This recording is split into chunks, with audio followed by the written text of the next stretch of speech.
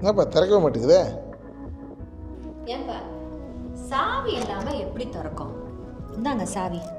சூப்பர்மா, சாவி வச்சு எந்த டோரையும் திறந்துடலாம். வணக்கங்க. நீங்களும் அடுத்த லெவலுக்கு போக முடியாதபடி கதவுகள் அடைக்கப்பட்ட நிலைமையில் இருக்கிறீங்களா?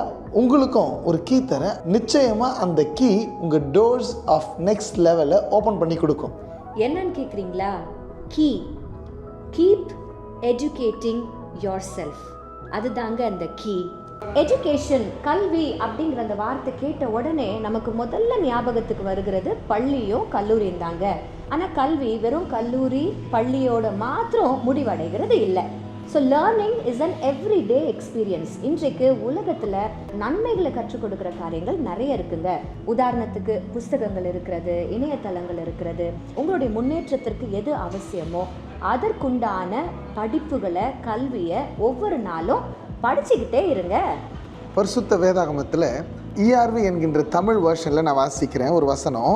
ஒருவன் உண்மையிலேயே தன்னை நேசித்தால் அறிவை பெற கடுமையாக உழைக்க வேண்டும். அவன் கடினமாக முயற்சி செய்து புரிந்து கொள்ளுதலை அடைய வேண்டும். அவன் அதற்குரிய வெகுமதியை பெறுவான். அந்த வெகுமதி என்ன தெரியுமாங்க? சக்ஸஸ் தான். எஸ். ஸோ இன்னைக்கு இந்த கீப் எஜுகேட்டிங் யோர் செல்ஃப் அப்படிங்கிற கீயை கையில் எடுங்க. ஒவ்வொரு நாளும் உங்களை நீங்கள் எஜுகேட் பண்ணிக்கிட்டே இருங்க. Have a nice day. God bless you.